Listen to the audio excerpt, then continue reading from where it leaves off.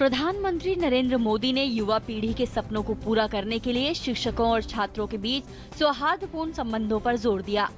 शिक्षक दिवस से एक दिन पहले प्रधानमंत्री नरेंद्र मोदी आज स्कूली बच्चों से रूबरू हुए। पीएम मोदी ने नई दिल्ली के मानेकशॉ सभागार में आयोजित खास कार्यक्रम में देश के विभिन्न राज्यों के बच्चों को वीडियो कॉन्फ्रेंसिंग और सभागार में पहुंचे छात्रों को संबोधित किया और उनके सवालों के जवाब दिए। प्रधानमंत्री मोदी ने कहा कि जल्दी मौजूदा स्कूलों में चरित्र प्रमाण पत्र की जगह योग्यता प्रमाण पत्र मिलेंगे। 9 शहरों के विद्यार्थियों के साथ बातचीत में प्रधानमंत्री ने कहा कि 2022 तक देश में बिजली की आपूर्ति 24 घंटे रहेगी। इस दौरान मोदी ने छात्रों के साथ सफलता के मंत्र भी साझा किए। प्रधानमंत्री ने डॉक्टर सर्वपल्ली राधाकृष्णन की 125वीं जयंती की याद में आज सिक्का जारी किया। इस मौके पर पीएम मोदी ने कला उत्सव वेबसाइट का भी उद्घाटन किया। राष्ट्रपति प्रणब मुखर्जी ने आज नई दिल्ली में डॉक्टर राजेंद्र प्रसाद सर्वोदय विद्यालय में 11वीं और 12वीं के छात्रों को देश का राजनीतिक इतिहास पढ़ाया। राष्ट्रपति ने बच्चों को जहां इतिहास के बारे में जानकारी दी, वहीं उन्होंने छात्रों के सवालों के जवाब भी दिए। तमिलनाडु के कुड्लोर जिले के विरुधाचलम में चेन्नई मैंगलोर ट्रेन के 2 डब्बे पटरी से उतर गए। इस हादसे में 39 लोग घायल हुए। घायलों को नजदीक के अस्पताल में भर्ती कराया गया है। पटरी पर डीरेल हुए कोचों को हटा दिया गया है और ट्रेनों की आवाजाही शुरू हो गई है। गृह मंत्रालय ने दिल्ली हाईकोर्ट को बताया है कि उसने ग्रीन पीस इंडिया का विदेशी अंशदान पंजीकरण रद्द कर दिया है, क्योंकि वे FCRA खातों पर स्टे के बावजूद उनका संचालन कर रहा था। गृह मंत्रालय ने अदालत में दायर एक हलफनामे में दावा किया कि ग्रीन पीस ने अपने विदेशी और घरेलू अंशदानों को मिलाकर विदेशी अंशदान नियमन कानून का उल्लंघन किया है। उच्चतम न्यायालय के न्यायाधीश यू ललित ने साल 2008 के मालेगांव विस्फोट मामले में NAI द्वारा विशेष लोक अभियोजक को हटाए जाने के खिलाफ दायर आवेदन पर सुनवाई से खुद को ये कहते हुए अलग कर लिया है कि उन्होंने मामलों में कुछ आरोपियों की पैरवी की थी। न्यायमूर्ति FMI कलीफुल्ला की अध्यक्षता वाली पीठ ने इस पर कहा कि मामले को प्रधान न्यायाधीश के समक्ष सूचीबद्ध किया जाए, जो इसे किसी दूसरी पीठ को सौंपेंगे।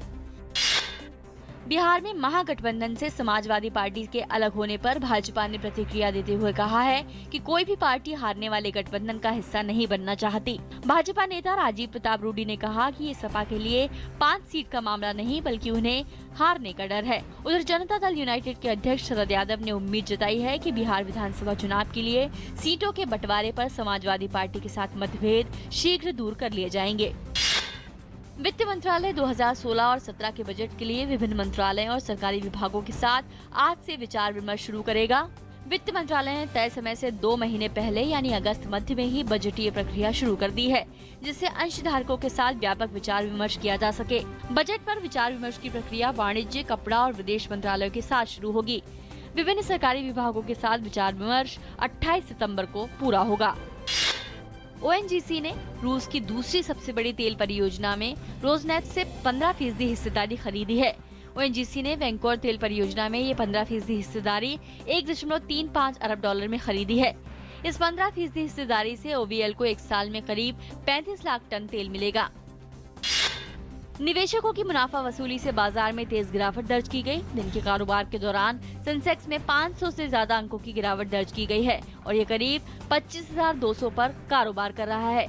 वहीं निफ्टी करीब 170 अंक गिरकर 7,700 अंक से नीचे आ गया है।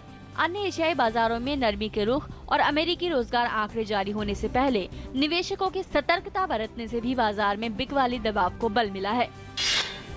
माता वैष्णो देवी के दर्शन के लिए जाने वाले श्रद्धालुओं की सुविधा को देखते हुए रेलवे प्रशासन ने कुछ ट्रेनों को जम्मू से कटरा तक बढ़ाने का फैसला किया है।